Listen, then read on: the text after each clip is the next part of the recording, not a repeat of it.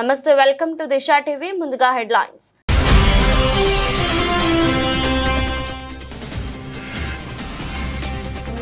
స్వదేశీ నేరగాళ్లపై ట్రంప్ కన్ను, విదేశీ జైళ్లకు పంపే ఆలోచనలో అమెరికా అధ్యక్షుడు.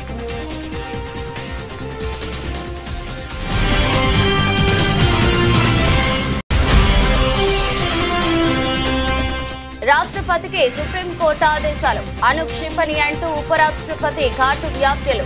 రాష్ట్రపతిని కోర్టులు ఆదేశించలేవని ఆర్టికల్ 142ను దుర్వినియోగం అవుతోందని వ్యాఖ్య.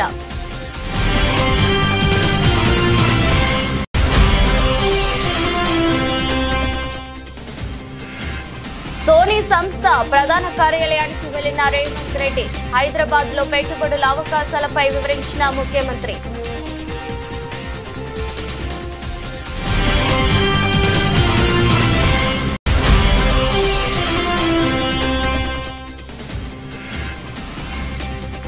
మా కూటమి ప్రభుత్వానికి సహకరించండి, బ్యాంకర్స్ కు మంత్రి నాదెండ్ల మనోహర్ పిలుపు.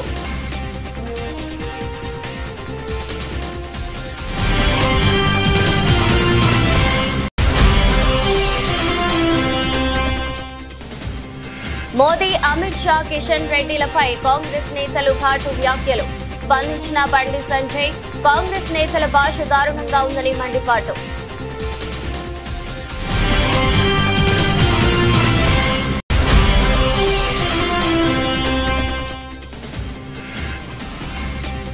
గో మరణాలను నిరూపిస్తామనే భయంతోనే గృహ నిర్బంధం, మండిపడ్డ మాజీ టీటీడీ చైర్మన్ భూమన కరుణాకర్ రెడ్డి.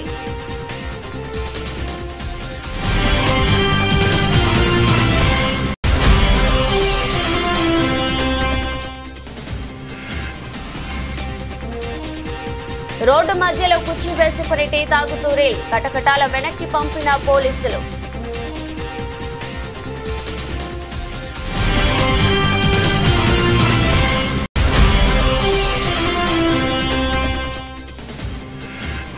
పరిశ్రమలకు రక్షణ కల్పించడంలో ప్రభుత్వం ఘోర వైఫల్యం చెందిందంటూ బొత్స సత్యనారాయణ ఫైర్. మామూళ్ల కోసం పారిశ్రామికవేత్తలను వేధింపులకు గురి చేస్తున్నారని ఆరోపణ.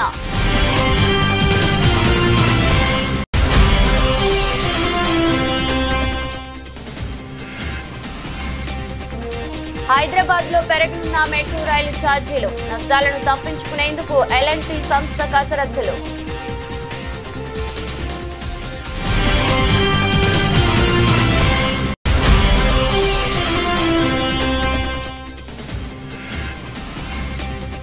POK పై పాకిస్తాన్ కు భారత్ గట్టి కౌంటర్, విదేశీ భూభాగం పాకిస్తాన్ కు జీవనాడి ఎలా అవుతుందనే ప్రశ్న.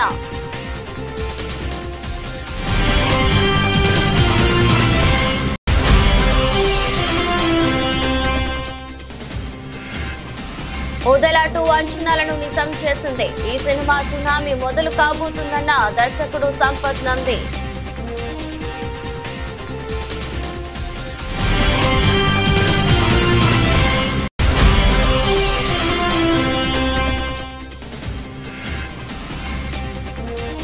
నాలుగు వికెట్ల తేడాతో నెగ్గిన ముంబై ఇండియన్స్ 163 పరుగుల టార్గెట్ ను 18.1 ఓవర్లలో కొట్టేసిన వైనం.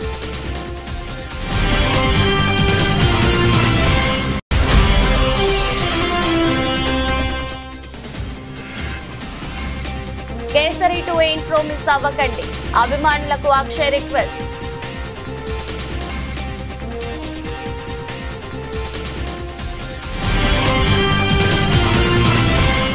అమెరికా అధ్యక్షుడు డొనాల్డ్ ట్రంప్ చేసిన ఒక ప్రతిపాదన తీవ్ర చర్చనీయాంశమైంది.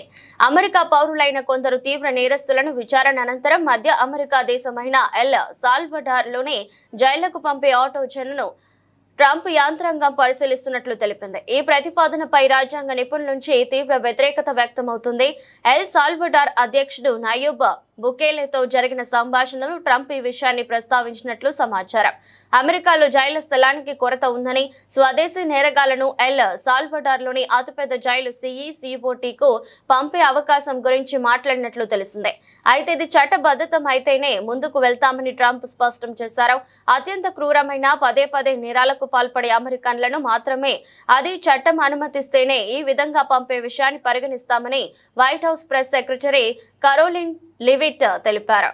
మరోవైపు అమెరికా పౌరులను ఇలా విదేశీ జైళ్లకు పంపడం పూర్తిగా రాజ్యాంగ విరుద్ధమని, పౌరుల ప్రాథమిక హక్కులను కాలరాయడమేనని న్యాయ నిపుణులు వాదిస్తున్నారు. పౌరులను బహిష్కరించడానికి అమెరికా చట్టాల్లో ఎలాంటి అధికారం లేదని వారు నొక్కి చెబుతున్నారు. భారత ఉపరాష్ట్రపతి జగదీప్ ధన్కర్ న్యాయ వ్యవస్థ పనితీరుపై సుప్రీంకోర్టు ఇటీవల ఇచ్చిన కొన్ని తీర్పులపై తీవ్ర అసంతృప్తి వ్యక్తం చేశారు. రాష్ట్రపతి, గవర్నర్లు బిల్లులను ఆమోదించడానికి సుప్రీంకోర్టు గడువు నిర్దేశించడాన్ని, అలాగే ఢిల్లీ హైకోర్టు న్యాయమూర్తి నివాసంలో భారీ నగదు పట్టుబడిన ఘటనపై దర్యాప్తు జరుగుతున్న తీరును ఆయన బహిరంగంగా ప్రశ్నించారు. రాజ్యసభ ఇంటర్నల్ 6వ బ్యాచ్ ను ఉద్దేశించి ప్రసంగించిన ధన్కర్ ఇటీవల సుప్రీంకోర్టు ఇచ్చిన తీర్పును ప్రస్తావిస్తూ రాష్ట్రపతికి కోర్టులు ఆదేశాలు జారీ చేసే పరిస్థితి ఉండకూడదని అన్నారు. రాజ్యాంగంలోని ఆర్టికల్ 142 న్యాయ వ్యవస్థ చేతిలో 24 గంటలు అందుబాటులో ఉండే అనుక్షిపణిగా మారిందని, ఇది ప్రజాస్వామ్య శక్తులకు వ్యతిరేకంగా ఉందని ఆయన ఘాటుగా వ్యాఖ్యానించారు.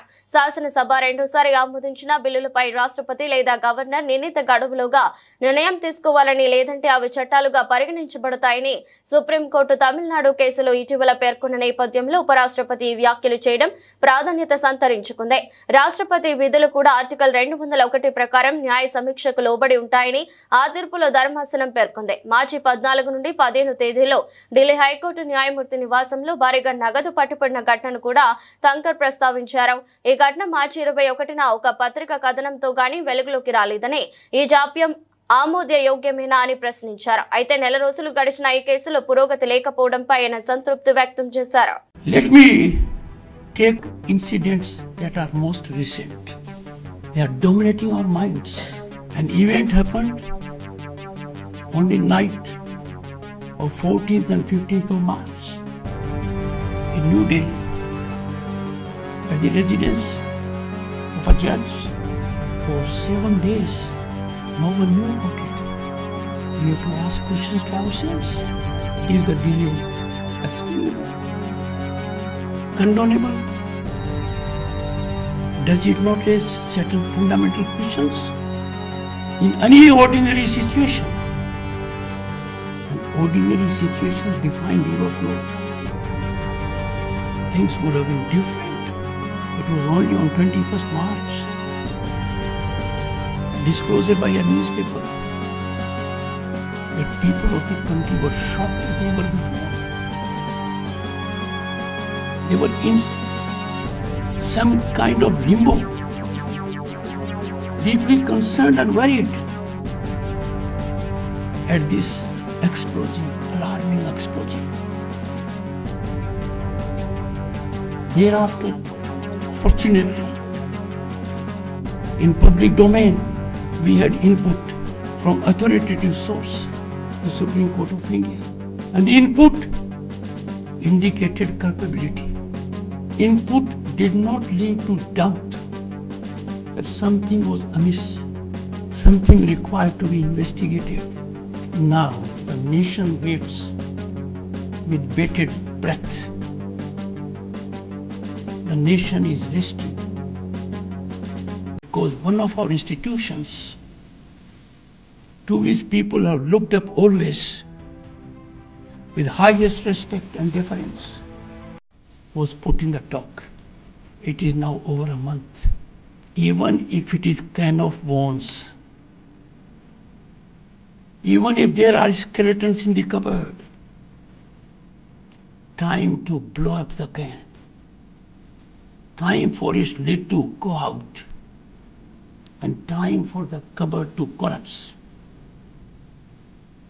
Let the worms and skeletons be in public domain so that cleansing takes place.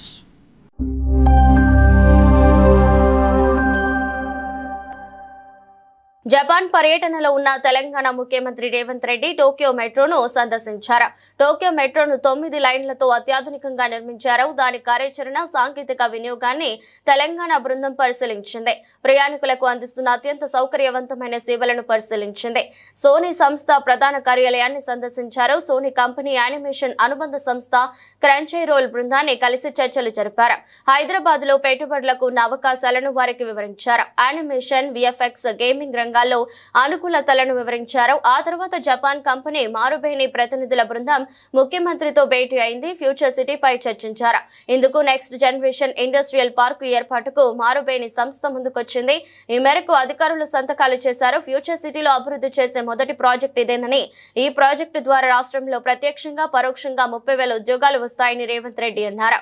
Japan international cooperation agency ప్రతినిధులతోనూ సమావేశమైన ముఖ్యమంత్రి తెలంగాణలో అభివృద్ధి పనులకు నిధుల సమీకరణపై చర్చించారు. మెట్రో రైలు 2వ దశ, మూసి పునరుజ్జీవానికి ఆర్థిక సాయం కోరారు. ORR, RRR అభివృద్ధికి కూడా ఆర్థిక సాయం కోరుతున్నారు.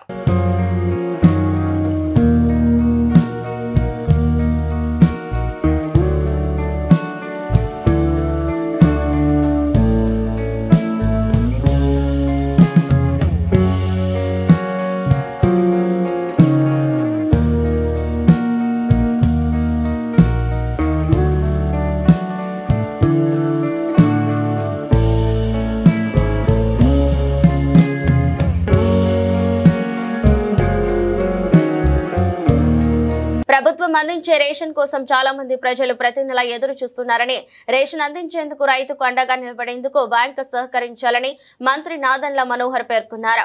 విజయవాడ కానూరులో సివిల్ సప్లైస్ భవన్ లో మంత్రి నాదెండ్ల మనోహర్ అధ్యక్షతన బ్యాంకర్స్ తో సమావేశం జరిగింది. కూటమి ప్రభుత్వం వచ్చిన తర్వాత రైతులు చెల్లించవలసిన బకాయిలను చెల్లించడం జరిగిందని వివరించారు. కూటమి ప్రభుత్వం వచ్చిన 9 నెలల కాలంలో దాదాపు 24,000 కోట్ల రూపాయలను చెల్లించిందని చెప్పారు. సంస్కరణల్లో భాగంగా నూతన సాంకేతిక విధానం అవలంబించి ధాన్యం కొనుగోలుకు వాట్సాప్ విధానం ప్రవేశపెట్టిందన్నారు. వాట్సాప్ విధానంలో 17,000 మంది రైతులు ధాన్యం అమ్మకం జరిపారన్నారు.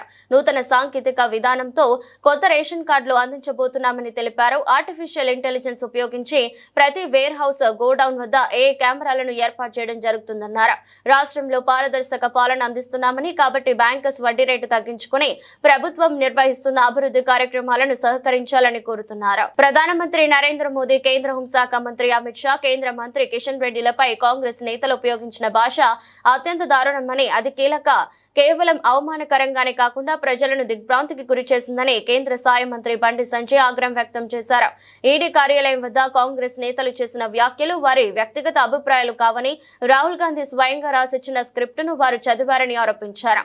తమ పార్టీ నేతలపై కాంగ్రెస్ నేతలు రాజకీయ దివాలా కోరుతనంతో అవమానకరంగా మాట్లాడారంటూ ఆయన తీవ్ర ఆగ్రహం వ్యక్తం చేశారు. కాంగ్రెస్ నాయకుల ప్రవర్తనను తెలంగాణ సమాజం నిశితంగా గమనిస్తుందని అన్నారు. చేసిన వ్యాఖ్యలకు రాహుల్ గాంధీ, కాంగ్రెస్ పార్టీ వెంటనే క్షమాపణ చెప్పాలని డిమాండ్ చేశారు. దేశమంతా చిత్రీకరించుకుంటుందన్న నిరాశ కావచ్చు, లేదా దేశాన్ని ఇంకా దోపిడీ చేయలేకపోతున్నామనే పేరాస కావచ్చు, కానీ వ్యక్తిత్వం, వివేకం మరిచి ప్రధానమంత్రి స్థాయి వ్యక్తిపై తీవ్ర వ్యాఖ్యలు చేయడం దారుణమని బండి సంజయ్ ధ్వజమెత్తారు. వారి భాషా తీరును చూస్తుంటే 2029లో కాదు, మరో యుగం గడిచినా ఆ పార్టీ అధికారంలోకి వచ్చే అవకాశం లేదని ఆయన విమర్శించారు. టీటీడీ గోశాలలో గోవుల మరణాలపై టీడీపీ రాజకీయం చేస్తుందని మాజీ టీటీడీ చైర్మన్ భూమన కరుణాకర్ రెడ్డి మండిపడ్డారు. తిరుపతి క్యాంపు కార్యాలయంలో మీడియాతో మాట్లాడుతూ గోవుల మృతిని నిరూపిస్తారా అని టీడీపీ రాష్ట్ర అధ్యక్షుడు పల్లా శ్రీనివాసరావు విసిరిన సవాల్ను స్వీకరించి గోశాలకు వెళ్తున్న తనను పోలీసులతో బయటకు రానివ్వకుండా గృహ నిర్బంధం చేశారని ఆగ్రహం వ్యక్తం చేశారు. మరోవైపు సవాల్ చేసిన పల్లా శ్రీనివాసరావు తోక ముడిచి పత్తా లేకుండా పోయారని అన్నారు. ఒకవైపు ఇంటి నుంచి బయటకు రానివ్వకుండా వందల మంది పోలీసులను మోహరించారు. మరోవైపు టీడీపీ ఎమ్మెల్యేలు గోశాలకు వెళ్లి మేము రావటం లేదని చిల్లర రాజకీయం చేయడానికి ప్రయత్నించారని ధ్వజమెత్తారు. సాధు పుంగవులు, హిందూ ధార్మికవేత్తల సమక్షంలో టీడీపీ వారికి గోవుల మరణాలపై వాస్తవాలను నిరూపించేందుకు సిద్ధంగా ఉన్నామని సవాల్ చేశారు. 5 రోజుల ముందు శివ అనేటువంటి ఒక జీపు డ్రైవర్ ని కొండ మీద కొట్టుకొని తాగి హత్య చేసినారు. దాదాపు ఈ 70 సంవత్సరాల తర్వాత జరిగినటువంటి హత్య మీ కాలంలో జరిగింది. దీనికి సమాధానం చెప్పాలి కదా మీరు. చెప్పులు వేసుకొని వైకుంఠం క్యూ కాంప్లెక్స్ నుంచి మహాద్వారం వరకు వచ్చినారు, బిర్యానీలు తిన్నారు, తాగి కొట్టుకుంటున్నారు, బెల్ట్ షాపు దొరికింది కొండ మీద. ఇక ఏ అపచారం జరగలా మీ దగ్గర? మా మీద ఎగిరికి పడిపోతున్నారు. మేమేదో చాలా నేరగ్రస్తులైనటువంటి వ్యక్తులుగా. దీనికి సమాధానం ఇవ్వవలసినటువంటి బాధ్యత మీ మీద లేదా? సరే, ఈ ఫార్మర్ అతనెవరు, హరినాథ్ రెడ్డి ఈ రకమైనటువంటి అకృత్యాలన్నీ పాల్గొన్నాడు అని చెప్తున్నారు. అవునయ్యా, యువ గారు మీరు ఆయన అకృత్యాలకు పాల్పడినప్పుడు ఆయన మీద మేమే విజిలెన్స్ ఎంక్వైరీ చేసింది. మీరు వచ్చిన తర్వాత ప్రక్షాళన ఉన్నారు కదా, మీరెందుకు సస్పెండ్ చేయలా? మొన్న తొక్కిసలాటలో ఎందుకు సస్పెండ్ చేశారు హర్నాథ్ రెడ్డిని? 8 నెలల పాటు ఎలా కొనసాగించినారు? ఒక తప్పును ఎత్తి చూపితే మా మీద దాడి చేయటానికే మీ సమయాన్నంతా కూడా వాడుతున్నారే తప్ప, నిన్న ఇన్ని మేము ప్రక్షాళన చేసినామని చెప్పినారు. మొన్న రాత్రి డ్రోన్ ఎగిరింది. ఏమన్నా అంటే మీ కాలంలో ఎగరలేదా, మీ కాలంలో చేయలేదా, మీరు చేసిందంత తప్పు. అవునయ్యా, మా కాలంలో కూడా మీరు చర్చి కట్టినారు అని చెప్పినారు. మీరు వచ్చి అధికారంలో 10 నెలలైంది. చర్చి ఎక్కడ కట్టినారో చెప్పకుండా ఎందుకయ్యా మీరు నిరూపించగలిగిపోయినారు? మా కాలంలో మేము వెంకటేశ్వర స్వామి ఆ బ్రహ్మోత్సవాలకు ఎలక్ట్రికల్ పోల్స్ పెడితే శిలువల్లాగా ఉన్నాయని ప్రచారం చేసినారు. ఎక్కడయ్యా శిలువల్లాగా ఉన్నాయి? ఇలా ఎన్ని రకాలైనటువంటి అబద్దాలతో ఈ అబద్దపు ప్రోపగండా చేసి ప్రజలను నమ్మించి మీరు అధికారంలోకి వచ్చినారు. మేము ఈ రోజున మీరు చేస్తున్నటువంటి జరుగుతున్నటువంటి యథార్థ ఘటనల్ని వెలికి తీసి చూపిస్తే మేము రాజకీయం చేసిన వాళ్ళమా? రద్దీగా ఉన్న రోడ్డు మధ్యలో కుర్చీ వేసుకుని టీ తాగుతూ రీల్స్ చేసిన యువకుడిని పోలీసులు కటకటాల వెనక్కి పంపారు. బెంగళూరులోని మగడి రోడ్డులో జరిగింది ఘటన. ఈ నెల 12న ఓ యువకుడు రోడ్డు మధ్యలో కుర్చీ వేసుకుని టీ తాగుతూ రీల్ చేశాడు. అనంతరం దానిని తన ఇన్స్టా ఖాతాలో పోస్ట్ చేశాడు. అది కాస్త వైరల్ అయి పోలీసుల దృష్టికి చేరడంతో యువకుడికి శ్రీకృష్ణ జన్మస్థానమే గతి అయింది. రీల్ ద్వారా నిందితుడికి ట్రాక్ చేసిన పోలీసులు అతన్ని అరెస్ట్ చేశారు. ఇందుకు సంబంధించిన వీడియోను పోలీసులు ఎక్స్ లో షేర్ చేశారు. ప్రజల భద్రతకు విఘాతం కలిగించే ఇలాంటి స్టంట్లు చేస్తే కఠిన చర్యలు తప్పవని హెచ్చరిస్తున్నారు. రాష్ట్రంలో ప్రభుత్వ అండతో కూటమి పార్టీలు తమ అవినీతి సంపాదన కోసం పరిశ్రమలపై వేధింపులకు పాల్పడుతున్నారని శాసన మండలి ప్రతిపక్ష నేత బొత్స సత్యనారాయణ మండిపడ్డారు. విశాఖపట్నం క్యాంపు కార్యాలయంలో మాజీ మంత్రి గుడివాడ అమర్నాథ్, మాజీ ఎమ్మెల్యేలు కరణం ధర్మశ్రీ, తైనాల విజయ్ కుమార్లతో కలిసి మీడియాతో మాట్లాడారు. కూటమి పార్టీ నేతల అరాచకాలతో రాష్ట్రంలోని పరిశ్రమల మనుగడే ప్రశ్నార్థకంగా మారిందని ఈ సందర్భంగా బొత్స సత్యనారాయణ ఆగ్రహం వ్యక్తం చేశారు. ఇప్పటికే జిందాల్ వంటి పారిశ్రామిక దిగ్గజాలను వేధించి రాష్ట్రం నుంచి సాగనంపారని, ఇప్పుడు కడప జిల్లాలోని సిమెంట్ పరిశ్రమలను మాయించే కార్యక్రమం చేస్తున్నారని ధ్వజమెత్తారు. మీరు వచ్చి దాన్ని జరగొట్టండి అర్థం, వాళ్ళ మీద దౌర్జన్యం చేయడం అర్థం. మరి వాళ్ళు ఇప్పేయటం అది ఉన్నట్టుగా ఉంది. నాకు ఓ పత్రిక చూస్తే, టీవీలు చూస్తే ఎక్కడో ఒక దగ్గర ఇంకో ఆ సిమెంట్ పరిశ్రమని అక్కడ వచ్చి బస్సాకు వచ్చి 10 రూపాయలు ఇమ్మన్నారు, 20 రూపాయలు ఇమ్మన్నారు, లేకపోతే పరిశ్రమను ఆపిమ్మన్నారు అని 1-2 పరిశ్రమలు వచ్చి పల్నాడు జిల్లాలో ఆపిన పరిస్థితి మనందరికీ తెలుసు. నేను రోజున కడపలో అక్కడ జరుగుతున్న ఆ సిమెంట్ పరిశ్రమ దౌర్జన్యం తెలుసు. ఒక 3-4 నెలల కిందట ఆ ప్రాంతంలో ఉన్న విద్యుత్ ఉత్పత్తి చేస్తున్న దాని దగ్గర నుంచి ఆ యాష్ గురించి పడిన గొడవలు మనందరికీ తెలుసు. అంతకుముందు అనంతపూర్లో జరిగిన సంఘటన మనకు తెలుసు. 1 కాదు 2 కాదు. లేకపోతే కృష్ణపట్నంలో అవుట్ సోర్స్ ఉద్యోగులు తీసుకుంటుంటే అక్కడ స్థానిక నాయకులు ఏ రకంగా ఆ ప్రాజెక్ట్ జనరల్ మేనేజర్ మీద ఏ రకంగా దౌర్జన్యం చేసి ఏం చేస్తారో తెలుసు. అంతెందుకు మన పక్కనున్న హెచ్ఎల్లో ఉన్న యూపీ బీర్ ఫ్యాక్టరీని ఏ విధంగా దౌర్జన్యం చేసి మాకు వెళ్తున్న మీ పెన్షన్ కోడ్కి 1 లారీకి ఎంత ఇవ్వాలి, లేకపోతే నెలకి ఎంత ఇవ్వాలి అని ఆ స్థానికంగా ఉన్న ఆ ప్రజాప్రతినిధులు ఏ విధంగా అక్కడ దౌర్జన్యం చేస్తారో మనం చూసాం.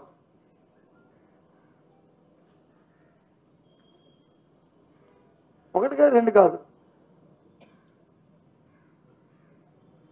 అలాగే ప్రతి జిల్లాలో కూడా ఈ రకంగా చేస్తూ అంతెందుకు జిందాల్ పరిశ్రమ, జిందాల్ యాజమాన్యం ఈ దేశంలోనే టాటా, బిర్లా, ఆ తర్వాత అదాని, తర్వాత జిందాల్, ఇవి ఇవాళ ప్రధానంగా మన దేశంలో ఉన్న ఆర్థికవేత్తల్లో ఒక వర్షకంలో తీసుకుంటారు. అలాంటి జిందాలు సంవత్సరం ఏ విధంగా వాళ్ళ మీద కేసులు పెట్టి ప్రభుత్వం వచ్చిన తర్వాత ఇక్కడ నుంచి గుజరాత్ పోయి అక్కడ 3 లక్షల కోట్ల పెట్టుబడులు పెట్టారో మనందరం చూసాం. హైదరాబాద్ మెట్రో రైలు ఛార్జీలు పెరిగే అవకాశం ఉంది. మెట్రో రైలు నిర్వహణ బాధ్యతలు చూస్తున్న ఎల్ఎన్టీ సంస్థ తీవ్ర నష్టాల్లో కూరుకుపోవడంతో ఛార్జీలను పెంచాలని నిర్ణయించినట్లు తెలుస్తోంది. ఇదివరకే బెంగళూరు మెట్రో ఛార్జీలను 44% మేర పెంచారు. ఈ నేపథ్యంలో హైదరాబాద్ లో ఛార్జీలను ఎంత పెంచాలనే అంశంపై ఎల్ఎన్టీ కసరత్తులు చేస్తుంది. ఇందులో భాగంగానే హాలిడే సేవర్ కార్డు, మెట్రో కార్డుపై లభించే 10% డిస్కౌంట్ ను తొలగించింది. మెట్రో రైలు ప్రాజెక్టు కారణంగా ఎల్ఎన్టీ సంస్థ భారీ నష్టాలను ఎదుర్కొంటుంది. సంస్థ వెల్లడించిన వివరాల ప్రకారం సుమారు 6,500 కోట్ల నష్టం వాటిల్లినట్లు సమాచారం. ఛార్జీల పెంపుదల కోసం ఎల్ఎన్టీ గతంలోనే ప్రభుత్వానికి ప్రతిపాదన పంపింది. అయితే పలు కారణాల వల్ల ప్రభుత్వం ఆ ప్రతిపాదనకు అంగీకరించలేదు. చట్టవిరుద్ధంగా ఆక్రమించుకున్న భూభాగాన్ని ఖాళీ చేయడమే కాశ్మీర్ తో పాకిస్తాన్ కు ఏకైక సంబంధమని భారత విదేశాంగ శాఖ ప్రతినిధి రణధీర్ జైస్వాల్ స్పష్టం చేశారు. కాశ్మీర్ తమకు జీవనాడి అంటూ పాకిస్తాన్ ఆర్మీ చీఫ్ చేసిన వ్యాఖ్యలపై భారత్ గట్టిగా స్పందించింది. విదేశీ భూభాగం పాకిస్తాన్ కు జీవనాడి ఎలా అవుతుందని ప్రశ్నించింది. కాశ్మీర్ భారత భూభాగం అని తేల్చి చెప్పింది. పాకిస్తాన్ రాజధాని ఇస్లామాబాద్ లో జరిగిన ఓ కార్యక్రమంలో ఆ దేశ ఆర్మీ చీఫ్ అసిమ్ మునీర్ మాట్లాడుతూ కాశ్మీర్ విషయంలో తమ వైఖరి సరైనదేనని అన్నారు. కాశ్మీర్ ను ఎప్పటికీ మర్చిపోలేమని వ్యాఖ్యానించారు. ఈ వ్యాఖ్యలపై భారత్ పై విధంగా స్పందించింది. పాక్ ఆక్రమిత కాశ్మీర్ లేకుండా జమ్మూ కాశ్మీర్ అసంపూర్ణమని గతంలో కేంద్ర మంత్రి రాజ్నాథ్ సింగ్ అన్నారు. పాకిస్తాన్ అక్కడ ఉగ్రవాద శిక్షణ శిబిరాలు నిర్వహిస్తుందని ఆరోపించారు. పాకిస్తాన్ కు పీఓకే విదేశీ భూభాగమే అవుతుందని, అందుకే ఆ ప్రాంతంలో ఉగ్రవాద కార్యకలాపాలు సాగిస్తుందని అన్నారు. ఓదెలా సినిమాపై తాము పెట్టుకున్న అంచనాలన్నీ నిజమయ్యాయని, నాగసాధువుగా తమన్నా పర్ఫార్మెన్స్ హైలైట్ గా నిలుస్తుందని ముందే చెప్పానంటూ దర్శకుడు సంపత్ నంది తెలిపారు. సినిమా చూసిన ఆడియన్స్ కూడా అదే మాట అంటున్నారని, శుక్రవారం నుంచి ఈ సినిమా సునామీ మొదలు కాబోతున్నది. శివశక్తిగా తమన్నా చేసే రచ్చ అప్పుడే ఆరంభమవుతుంది అన్నారు అగ్ర దర్శకుడు. ఆయన క్రియేటర్ గా వ్యవహరించగా తమన్నా ప్రధాన పాత్రలో నటించిన ఔదలాటు గురువారం ప్రేక్షకుల ముందుకొచ్చింది.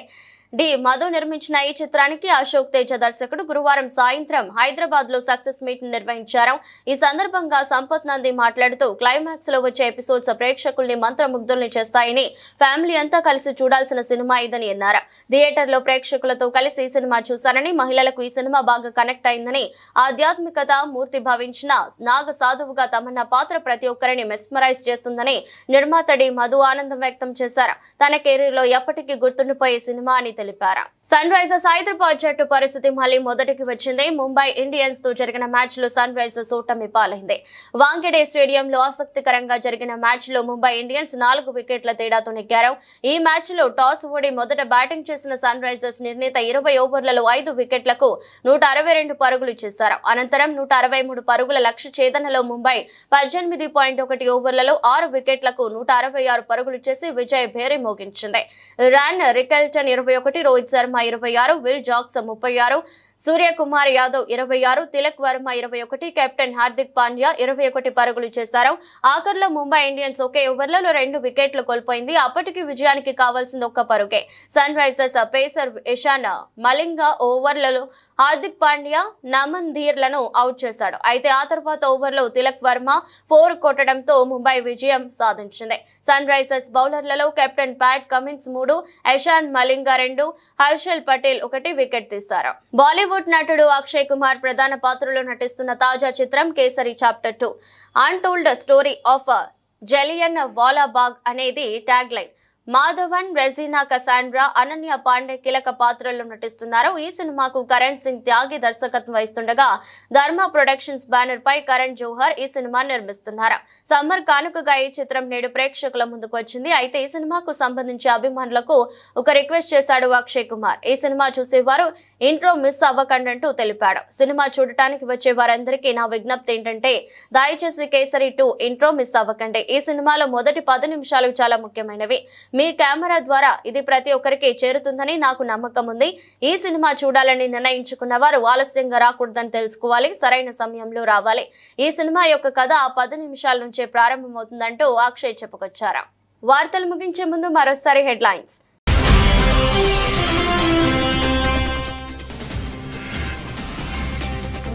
స్వదేశీ నేరగాళ్లపై ట్రంప్ కన్ను, విదేశీ జైళ్లకు పంపే ఆలోచనలు అమెరికా అధ్యక్షుడు.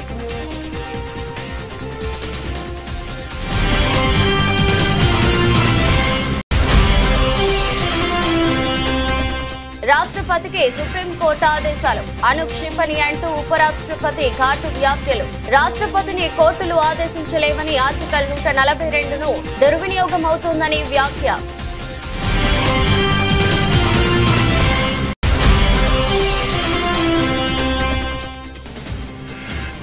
సోనీ సంస్థ ప్రధాన కార్యాలయానికి వెళ్లిన రేవంత్ రెడ్డి, హైదరాబాద్ లో పెట్టుబడుల అవకాశాలపై వివరించిన ముఖ్యమంత్రి.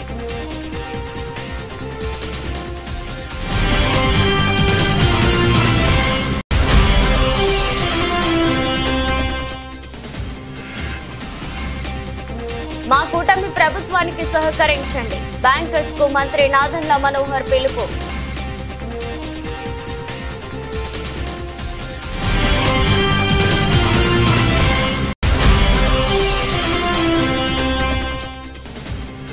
మోదీ, అమిత్ షా, కిషన్ రెడ్డిలపై కాంగ్రెస్ నేతలు ఘాటు వ్యాఖ్యలు.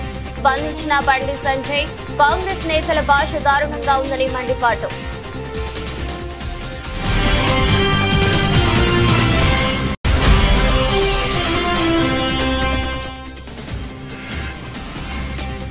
గో మరణాలను నిరూపిస్తామనే భయంతోనే గృహ నిర్బంధం, మండిపడ్డ మాజీ టీటీడీ చైర్మన్ భూమన కరుణాకర్ రెడ్డి.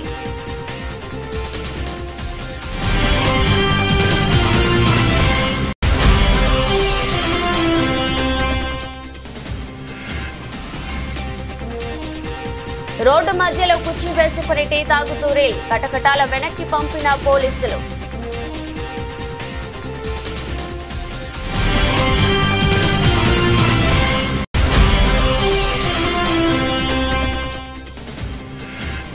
పరిశ్రమలకు రక్షణ కల్పించడంలో ప్రభుత్వం ఘోర వైఫల్యం చెందిందంటూ బొత్స సత్యనారాయణ ఫైర్. మామూళ్ల కోసం పారిశ్రామికవేత్తలను వేధింపులకు గురి చేస్తున్నారని ఆరోపణ.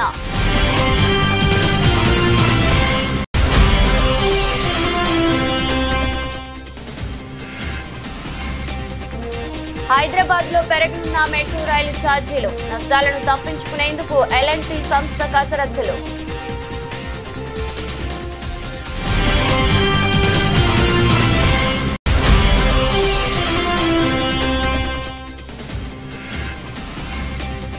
POK పై పాకిస్తాన్ కు భారత్ గట్టి కౌంటర్, విదేశీ భూభాగం పాకిస్తాన్ కు జీవనాడి ఎలా అవుతుందనే ప్రశ్న.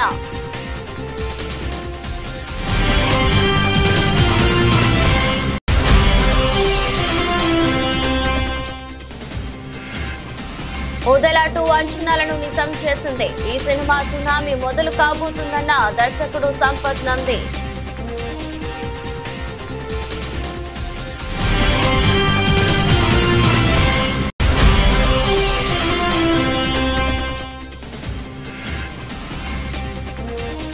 నాలుగు వికెట్ల తేడాతో నెగ్గిన ముంబై ఇండియన్స్ 163 పరుగుల టార్గెట్ ను 18.1 ఓవర్లలో కొట్టేసిన వైనం.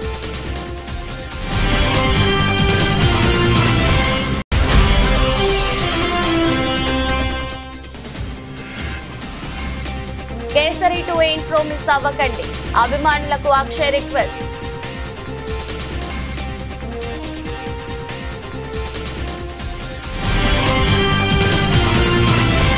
ఇదరస్ట్ బులెటిన్ మరో బులెటిన్లో మళ్ళీ కలుద్దాం. అంతవరకు సెలవు, నమస్కారం.